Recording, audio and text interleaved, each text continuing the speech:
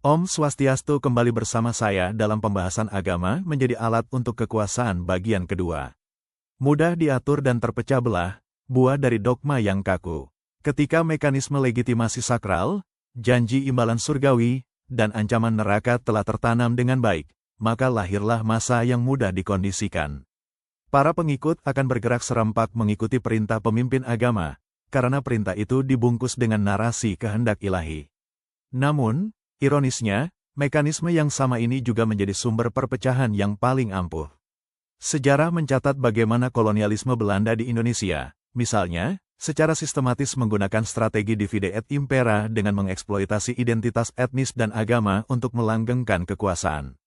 Dalam artikel yang diterbitkan Jatman Online, dijelaskan bagaimana pada paruh akhir abad ke-19 hingga awal abad ke-20, politik kolonial Belanda mengalami pergeseran signifikan dalam cara mereka memperlakukan Islam di Hindia Belanda.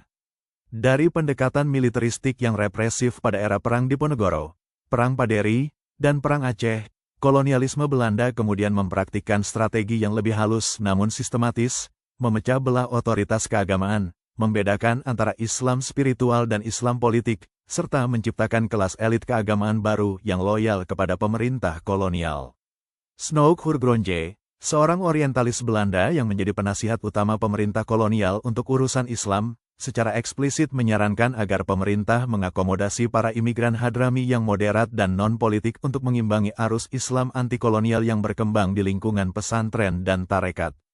Dalam sejumlah memorandum rahasianya kepada Gubernur Jenderal, Snoek menyatakan bahwa Islam tarekat merupakan bentuk Islam yang paling berbahaya karena membentuk loyalitas transetnis, lintas wilayah, dan memiliki jejaring spiritual politik yang sulit diawasi oleh aparat kolonial.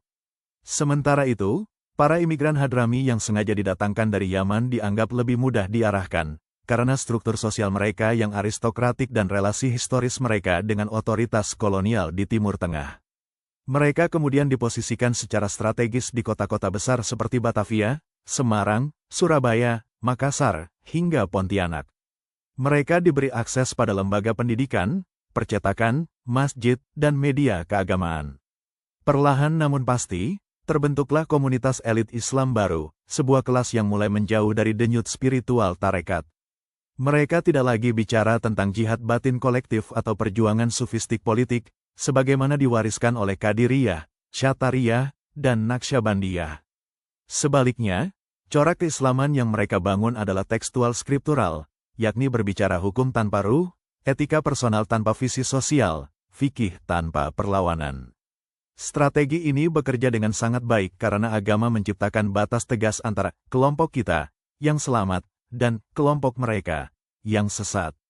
Sosiolog Clifford Geertz menekankan bahwa agama bukan sekadar tumpukan keyakinan spiritual, tetapi juga simbol sosial yang berfungsi untuk menandai kami dan mereka.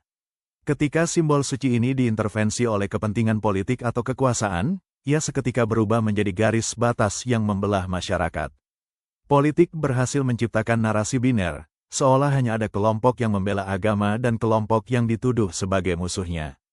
Pada titik ini, nalar kritis dan ruang dialog tunduk pada narasi polarisasi.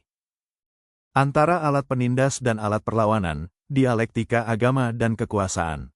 Filsuf Karl Marx, yang menyaksikan kerasnya kehidupan Eropa abad ke-19, sampai pada kesimpulan bahwa agama adalah candu masyarakat, opium of the people.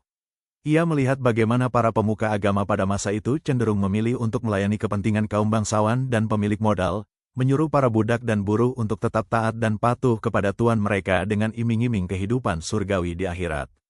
Budak, buruh, dan masyarakat miskin hanya diberi janji manis kehidupan akhirat untuk kepentingan para tuan tanah dan pemilik modal. Di sini, agama berfungsi sebagai alat penindas yang ampuh, menawarkan pelipur lara di akhirat agar ketidakadilan di dunia tidak digugat. Sebaliknya, Friedrich Nietzsche menempatkan agama sebagai alat perlawanan kaum tertindas. Tesis Marx dan Nietzsche ini menggambarkan kondisi sosial, ekonomi, dan politik masyarakat Eropa abad ke-19 yang penuh dengan konflik sosial. Penghapusan perbudakan juga belum sepenuhnya berlaku di seluruh penjuru, sedangkan feodalisme dan kapitalisme mencekik kaum buruh, tani, dan masyarakat miskin umumnya. Mana yang benar? Keduanya benar, tergantung siapa yang memegang kendali organisasi agama tersebut. Ketika agama bersatu dengan kekuasaan yang korup, ia menjadi alat penindas. Ketika ia berada di tangan mereka yang terpinggirkan, ia menjadi senjata perlawanan. Namun dalam kedua skenario tersebut, agama berfungsi sebagai instrumen politik yang sangat efektif untuk menggerakkan massa. Dalam konteks Indonesia abad ke-19, sejarawan Sartono Kartodirjo mencatat bahwa sejarah Indonesia ditandai oleh meledaknya gejolak atau protes sosial di kalangan pribumi secara silih berganti. Kesemuanya ini dapat dimaklumi sebagai akibat konflik yang terjadi antara rakyat dengan pemerintah kolonial. Tergesernya elit kerajaan dari urusan politik dengan sendirinya berarti hilangnya patronase kerajaan terhadap rakyatnya.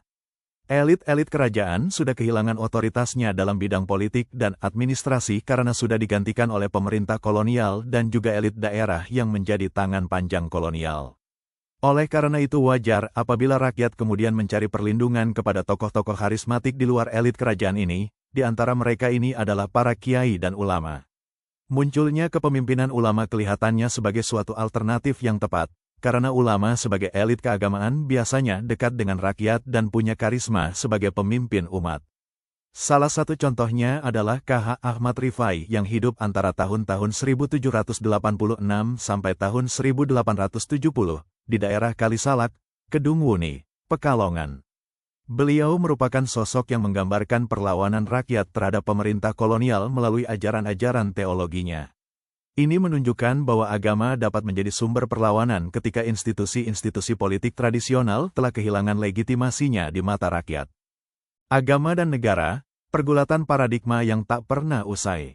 Sampai abad ke-20, setidaknya terdapat dua paradigma dalam pembahasan mengenai relasi agama dan negara, religion-state relations. Keduanya ialah sekularisme dan integralisme agama negara, paradigma sekularistik dan paradigma integralistik. Dalam paradigma integralistik, wilayah agama, spiritual, ritus, menyatu dengan wilayah negara, publik, politik. Paradigma ini kerap dikritik karena mengizinkan adanya hegemoni satu kelompok keagamaan, umumnya bahkan satu denominasi, mazhab atau aliran tertentu, atas jalannya pemerintahan. Berbagai kebijakan publik kemudian dapat saja menguntungkan kelompok keagamaan tersebut, bahkan para tokohnya bisa memperkaya diri melalui jalan kekuasaan. Paradigma sekularistik atau sekularisme kemudian lahir sebagai antitesis dari paradigma sebelumnya. Sayangnya, sebagian kalangan melihat dialektika antara paradigma sekularistik dan paradigma integralistik ini dengan perspektif hitam putih. Pengaruh revolusi Prancis jelas terlihat dalam perkembangan sekularisme di banyak negara di dunia. Sebagaimana tercatat dalam sejarah, revolusi Prancis dipicu oleh gaya hidup keluarga kerajaan, para bangsawan, dan tuan tanah yang terlampau mewah di tengah penderitaan rakyat Prancis. Sampai menjelang revolusi Prancis, kalangan cerdik pandai yang merupakan pemuka agama justru membenarkan perilaku buruk penguasa dan para tuan tanah Prancis di masa itu. Gagasan sekularisme Eropa kemudian terlahir sebagai perlawanan terhadap agama. Bahkan dikatakan bertujuan meruntuhkan hegemoni agama atas negara dan masyarakat. Berbeda dengan Eropa, di Amerika Serikat, sekularisme terlahir untuk melindungi kebebasan beragama dari pemaksaan kalangan penguasa. Konstitusi Amerika Serikat mengamanatkan pemerintah federal dan negara bagian untuk tidak melarang maupun memberi bantuan dan sokongan kepada gerakan keagamaan apapun juga. Di tengah dua paradigma ekstrim tersebut, muncul paradigma ketiga yang disebut simbiotik, di mana agama dan negara saling membutuhkan dan bekerja sama tanpa harus melebur atau terpisah secara mutlak. Paradigma ini menawarkan jalan tengah di mana agama memberikan landasan moral bagi penyelenggaraan negara, sementara negara melindungi kebebasan beragama warganya tanpa intervensi berlebihan dalam urusan internal keagamaan. Agama di era modern, antara krisis otoritas dan kebangkitan baru. Otoritas agama sebagai pembawa kedamaian, keberkahan, dan kesejahteraan bagi umat manusia dewasa ini semakin digugat. Kalangan filosof telah memberi preseden bagi gugatan itu. Agama dianggap tidak lagi sejalan dengan kehidupan modern yang rasionalistik.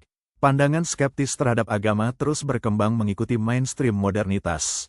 Agama kemudian dibenturkan dengan rasionalisasi cara pandang terhadap segala aspek kehidupan, dan itu seringkali berakhir dengan keterpojokan posisi agama.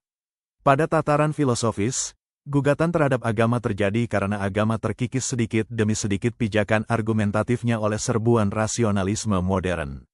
Sementara pada tataran sosiologis, agama digugat karena kehilangan elan vitalnya sebagai entitas pembangunan masyarakat di satu sisi dan keterlibatannya yang intens dalam berbagai praktik penindasan, konflik, dan kekerasan. Namun, menariknya, di tengah krisis otoritas ini, agama justru mengalami kebangkitan dalam bentuk-bentuk baru. Fenomena seperti politik identitas, gerakan revivalis keagamaan, dan penggunaan media sosial untuk dakwah menunjukkan bahwa agama tidak sedang mati, seperti yang pernah diprediksi Nietzsche, tetapi bertransformasi ke dalam format-format baru yang sesuai dengan lanskap sosial politik kontemporer. Kesimpulan, memahami agama secara utuh. Melihat fakta-fakta historis ini, kita dapat memahami bahwa di era pramodern, agama tidak hanya berfungsi sebagai tuntunan spiritual, tetapi juga sebagai sebuah struktur organisasi yang sangat mirip dengan partai politik modern. Ia memiliki dogma, ideologi, pemimpin karismatik, figur sentral, kaderisasi, ulama, rohaniawan, basis massa, umat, dan sistem imbalan hukuman yang transparan, surga dan neraka. Tentu saja, analisis ini tidak bertujuan untuk mereduksi iman menjadi sekadar kepentingan duniawi semata. Jutaan orang menjalankan agama dengan tulus sebagai bentuk pencarian makna dan hubungan personal dengan yang transenden. Namun, sebagai sebuah institusi yang terdiri dari manusia, agama tidak pernah bisa sepenuhnya lepas dari naluri kekuasaan, pengaruh, dan kendali sosial. Memahami dimensi organisatoris dan politis dari agama adalah kunci untuk melihat sejarah manusia secara lebih utuh sebagai sebuah drama panjang di mana yang sakral dan yang profan terus berkelindan, membentuk peradaban dengan segala kejayaan dan ironinya. Sebagaimana dicatat oleh Abdul Wahid dalam jurnal Ulumuna, pada akhirnya pertanyaan tentang legitimasi agama tidak dapat dijawab secara hitam putih. Agama dapat menjadi sumber kedamaian sekaligus kekerasan, alat penindas sekaligus senjata perlawanan, tergantung pada siapa yang menafsirkan dan untuk kepentingan apa ia digunakan. Memahami kompleksitas ini adalah langkah pertama menuju kedewasaan beragama di tengah dunia yang semakin plural dan kompleks. Sekian pembahasan saya terkait ini sebagai salah satu sudut pandang yang masih jauh dari sempurna. Apabila ada pembahasan saya yang tidak benar, keliru dan menyinggung perasaan, mohon dimaafkan. Tidak ada niat buruk, hanya niat ingin menyampaikan pesan sebagai salah satu introspeksi diri. Sekian dan terima kasih. Om Santi. Santi.